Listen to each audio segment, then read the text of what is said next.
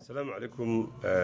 خيرت شرفت له ملك استوى جوجتان وسلامنا وري سعيد جمال oo salaamaya markale dawadayaal waxaan maanta rabnaa bal inaanu arrimo yar yar taabano oo ka hadalno waa bahda saxaafadda Soomaaliland ee dalka Mareykanka waxa aanu maalmahan arkaynay doorashadii oo laga hadlayo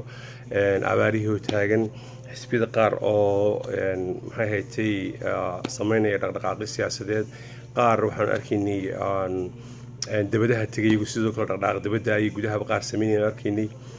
waxaan arkaynay abaarihii oo taagan waxaan arkaynay maanta u dambeysay oo dadkii ay dhinteen dadkii bilaabeen inay dhintaan runtiina waxa weeyaan taageerada ka loo fidin lahaa sidii ay ahayd looma fidin waxa ka jirta Soomaaliland bakhaylnimo weyn waxa ka jirta Soomaali oo dhan bakhaylnimo weyn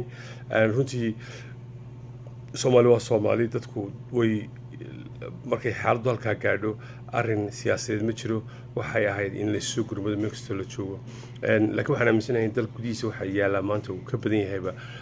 waxaanu u baahannahay oo maanta sida hore u sheegnay haddii dadka gudaha jooga ay gacanta is qabsadaan inay wax badan ay isla qaban karayaan marka hore haddaan ku horeeyo muxuu ahaa ololihii doorashada waxaad moodaa weli inuu socdo oo meelo badan ka socdo iyadoo duruufihii abaaruhuna ay jiraan xisbiyadu waa u siman yihiin xisbi gaar aanu kuma eedaynayo laakiin dhammaantoodu ku jiraan haddana farta ayay isku fiiqayaan xisbiga wadani haddaan ku horeeyo olol ayuu galay gudaha uu ka galay dibaddana uu ka galay waxaanu tegey shirar badan uu ku qabsaday gobollada dalka isagoo dad badanna sheegay inay kusoo biireen sida kuwa kalena ay u sheegtaan sidoo kale wuxuu tegey meesha la yidhaahdo Nairobi oo uu sidan la soconno kulamo la soo yeeshay safaaradaha dibadda iyo jaaliyadda iyo dowladda Kenya iyo cid walba la soo yeeshay oo ay sheegeen inay hadallo badan ay soo wada isweydaarsadeen oo ku saabsan ama u badan abaaraha iyo dhibaatooyinka dalka taagan dabcan aan ugu muhiimsan ay tahay iyaga marka la eego wadani ahaan doorashadu inay xilligeedii dhacdo ama ay si xalaal u dhacdo runtii taas markay dhacday arrinkaas anu waxaan u arkaa in uu yahay arrin qof kasta oo wadani xaq u leeyahay inuu qabto dalkiisa wixii uu qaban karayo iyo ciddii wuxuu weydiinayay cid gaar ah uma xidhna cid gaarna uma rimana qof kastaba waa waajib saaran oo dalka wanaagiisa in laga shaqeeyo waa wax khasab weey xidda diinta islaamka qofkii khalad arka awood waxay u siinaysaa iyo shuruucda caalamkuba in qofkaas khaladka dalkiisa oo arkaya qabto ama sheego ugu yaraan marka hadduu dhibaato arkeen oo ay tageen oo soo sheegeen anu waxaan aaminsanahay in lagu mahadiyo ay ku mahadsan yihiin inkastoo campaign ay tahay xilli campaign tahay oo loo arkay siyaasad tahay hase ahaatee waxaa laga raacaya wanaagga waxaa kale oo aan jirta in iyadana sidoo kale joornaalo ay soo qoreen Kenya ah sida Star oo kale ay soo qortay in uu la kulmay gudoomiyaha xisbiga wadani ahna murashaxa xisbiga wadani isla markaana ah gudoomiyaha golaha baarlamaanka Soomaaliland ama golaha wakiilada uu la kulmay ra'iisul wasaaraha Soomaaliya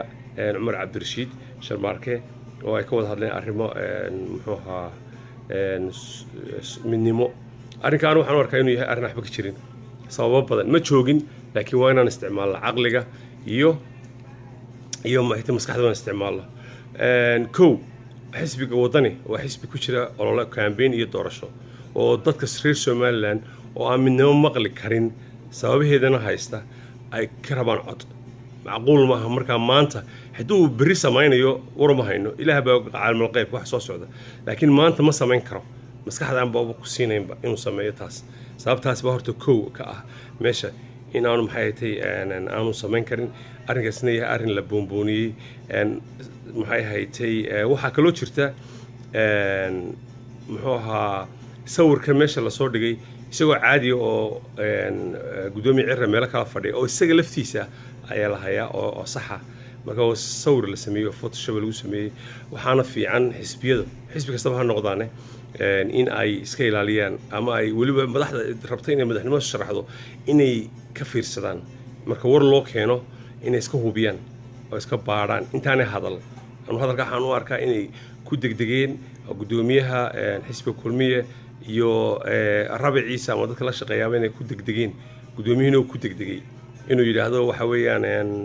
way ololeeyeen oo saasoo ninkii uu la fadhiistay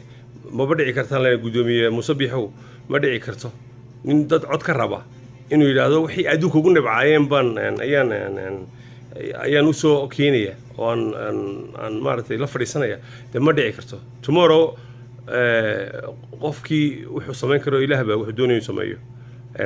adigana lagu moogaysna lama oga cidkan lama oga qofna calooshiisa lagu jirto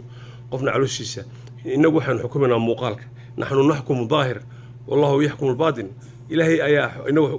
muuqaalka guud baan xukumaynaa waxa la inoo sheegayo ilaahayna xukumaya wixii caloosh qof ku jira xukumaya ma xukumi karo marka taas waxba kama jiraan sawirkaas waxba kama jiraan laakiin labada xisbi waxaan soo jeedin lahaa iyo saddexda xisbiba inay ka shaqeeyaan arrinka ugu muhiimsan ee ah in doorashadaas aanay jirin oo dib loo dhigo sababtoo ah dadkii kaararka la siiyey qaar Puntland bay marayaan kuwii gobolka Sool iyo Sanaag iyo Cayn laga siiyey qaarna waxay marayaan marka Hargeysa iyo galbeed dabadeeda halkii lafteeda qabo ku dhaco dib u soo qaxeen hadana oo meel qaar dib u soo qaxeen markii xoolo ka dhinteen dadna codkii ku siinaya qofkii kaarka aad siisay ama warqada temporary aad siisay roob waaba ka goobo ka luntay walba warqada temporary la siiyay kaar lama siin kaarka imka soo dhacay xageed ugu geyn waxaan aaminsanahay xisbiga maanta ku ololeeya in cod la qabto ama doorasho la qabto in xisbi khasaare soo isu keenaya isagoon cid kale aan maartay aan dhibaataba maartay gaarsiin sidaas dhibaataynayaba because dadku codayn la ma joogaan dhulka ma joogaan marka waxaan ku tan lahaa in doorashada dib loo dhigo in doorashada isxagxagashada iyo shalayna waxa diidanaa diiwaangelinta dib loo dhigo wadani ayaa diidanaa iyadoo abaar jirto waana ku khaldanaayeen 100% waa iyaga laftooda nuguma jirin way ku khaldanaayeen maantana waxa diidan kulmiye oo la qabto oo mala ismahadiyay oo la waan helaya kursigii oo caynkan ilaahay baan og cidda helaysa iyo cidda codkan helaysa iyo cidda loo codeynayo waxa ilaahay baa og marka waa in doorashadana noqoto doorasho xalaala doorasho aan madmadow ku jirin si dalka aanay waxa qalaasi uga dhicin waxa loo baahan yahay inay noqoto doorasho si xalaal ah u dhacda gudoomiye Faysal Carwaaba runtii aad baan ugu hambaleynayaa hadalkii quruxda badnaa ee uu ku hadlay maalintii dhaweyto markii uu ka soo degay dalka dabadiisa oo uu ka yimi aad ayaan ugu hambaleynayaa uu sheegay in maxay haytay doorashada la isaga yimaado iyo in laga wada hadlo intaba iyo meelihii kale uu tagay ee waxaan u tagay inaan maartay kala soo hadlo abaaraha iyo dhibaatooyinka jira runtii waa arrin muhiim weeyaan ugu dambeyntii waxaan rabaa inaan u soo jeediyo xukuumadda in dadkii aan saa lagu eeganin in Hargeysa laga dabaaldego maqaayadaha iyo baararka iyo aweysyada ay shidan yihiin oo aad moodid inaanay dalka waxba ka jirin ummaddiina ay dhimanayso waa wax aan loo baahnayn culimada ka sheekeynaya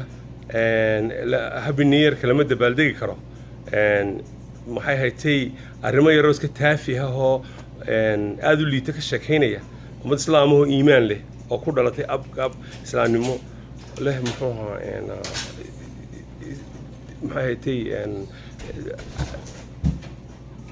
habiniyarka ayaa diinta laga baxaya oo atii waxba ka jirin qof diintiisana ka baxay maaha arrimigu muhiimsanaa ayay ilaaween arrimigu muhiimsanaa ayay ay hawshood bay gaban culimada maanta waxa weeyaan hawshood bay gaban hawshood waxay ku gaban arkimaysid inta yare maamulka ku jirta ururnaysa caydha ama ururnaysa qaaranada dadka abaaraha mooyaane culimmadii dalka geeska gees joogtay ma jirto wax u ololeynaya oo si ahayd ugu ololeynaya oo lacag u ururinaya oo iyagu lacag iska soo jaraya waxaan ognahay in dhaqaalaha ugu badan ay leeyihiin culimmada maanta dalka jirta oo ay isgaarsiinta leeyihiin oo ay leerhka leeyihiin oo ay wax walba leeyihiin weli maanaan arag halkaas sheekh mustafa soo taagay oo lacag goynaya sheekh aadan siro lacag goynaya maanaan arag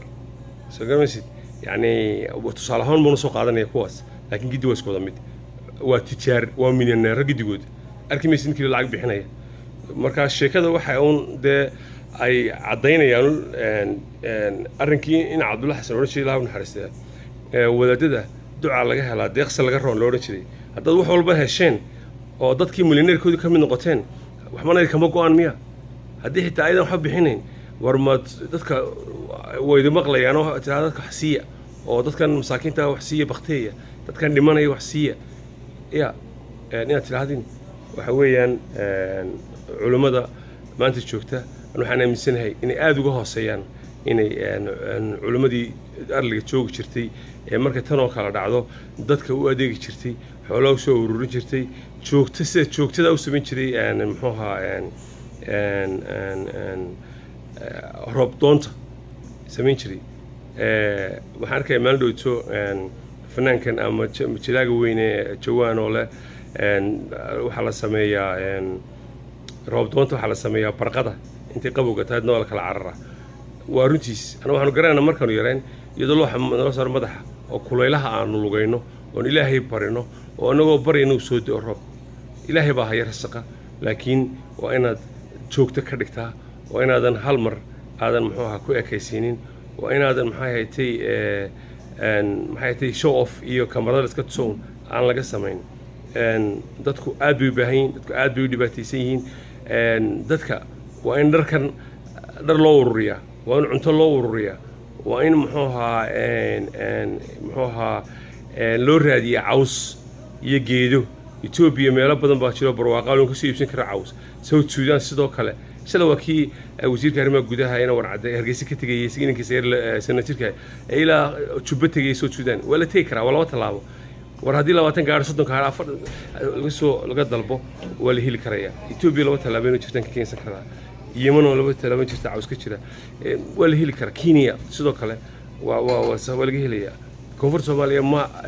abaar mooda meel badan baa laga heli karaya mashruucan waxa sidii ahayd in loo galo sidii wax looga qabto laakiin waxaad moodaa in la hagraday in doorasho lagu mashquulay yaa la xukumaya dadku way eegayaan dadku way xisaabtamayaan haddii ay arkaan inaydan u naxayn codkooda siin maayaan ninkii u naxay codkiisa siinayaan waxaan leeyahay in ummadaas loo qabto ummadda loo shaqeeyo ummadda aan maartay kaliya la raadin codka in laga helo oo dadna kursi lagu fuulo ugu dambeyntii qodobkii ugu horreeyay ku laabanaya waxa weeyaan waa in waxay la tahay aniga anu amar cidna ma siinayo laakiin shakhsiyan waxay la tahay in doorasho dhici karin ma garanay anigu horta sanad kama yaraanayso in dib loo dhigo sanad inta roobdaayo way roobka ugu horreeyay guga waa bisha afraad ayay idii ilaahay keeno insha Allah ta'ala u daaya bisha afraad markuu doo roobku dadkii waa in dib loo soo guraa waa in dadkii xoolo loo ururiyaa la siiyaa waa in dib dejin loo sameeyaa dadku waa inay xasilaan kama yaraanayso sanad ugu yaraan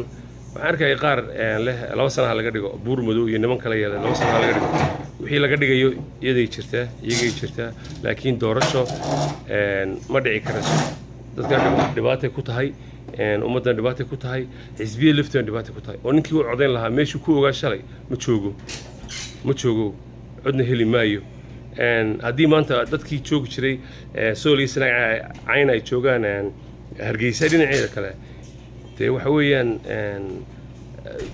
codkaas cod aan jirin weeyaan oo ka lumay weeyaan waxaan kale oo aan doonayaa inaan sheego in doorashada iyo siyaasadda laga daayo qabyaaladda anigoon cidna gaar u saaraynin in tolaa iyo reer hebel laga daayo in aan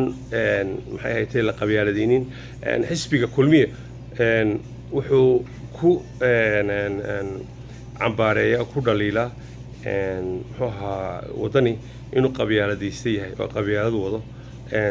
laakiin anugu waxaan aaminsanahay waan ka tirsanay xisbiga kulmiye taageeradiisaan ka mid ahay laakiin dhaliilo badan buu leeyahay qabyaaladuna kama maqna qabyaaladu way ka buuxdaa waanu ku kaambeyn garaynayaa sababtoo kuwii shalayto silaayo caayey reernimo ku caayey dahabshiil laha dhiganina wax maxay haytay khadyaanka laga taagnaa ayaa maanta ku biiray jamaal cali xuseen ayaa caddaystay oo yidhi in adeerkay ayaan u hiilinayaa mar haddii hebel iyo hebel ay israaceen aniga maxaa ii diiday in adeerkay cali fartaag anu cali fartaag baan u bixiyaan oo aqaanaa cali gurey waxa weeyaan oo shalayto wixii ku hadhi jiray la maqlayay wuxuu sameynayay la garanayay ayaa maanta markii uu arkay in kursigii silaayo uga tanaasulay muuse biixi soo noqday oo yidhi ninkaa cidlada lagaga tegey ayaan dhisaya ninkii cidladii laga tegey waa ninkii uu siyaasadda kasoo horjeeday waa ninkuu wax ka sheegi jiray markuu silaayo taageeraya ninkaasi maantana qabyaalad buu ku taageeraya marka yaan la isku xuuxinay bahasha qabyaaladda dhan walba way taallaa qabyaalad baad wadaan qabiil kasta ha noqdo qabyaalad baad wadaan Faysal Waraabe maxay haytay isagu ajandayaatiisu waa gaar oo maxay haytay waa isagoo la garanaya oo dee xisbi yar weeyaan xisbi soo baxayana anugu ma arko inuu yahay waa ujeedooyinkiisa ajandayaatiisa waxaa ka mid ah waddan oo kale inuu la dhiilgarayo kulmiyanu si gaara uu la dhiilgarayo laakiin labada xisbi ee ummaddu ay u kala jabaysaa labada xisbi weeyaan ugu dambeyntii waxaan idinkaga tegayaa dalka loo tiro waxaan idinkaga tegayaa doorashadu ma socon karto waxaan idinkaga tegayaa shacabkii waa in wax loo qabtaa wuu baktiyey waxaan idin sheegayaa muxuu ahaa qabyaaladdu in aanay cid gaari aanay adeegsan ee wada adeegsataan gidigin dhammaantii wada adeegsataan ayaan maxay haytay ayaa jirta marka waa mar labaad iyo wariye Siciid Jamaal waa khayrta saxaafadda Soomaaliland ee dalkan Mareykanka aad baan idin salaaminaa hadii jeerna waxaan ka wada xiriirnaa waa Facebooka iyo YouTube-ka assalaamu calaykum waraxmatullaahi wabarakaatuh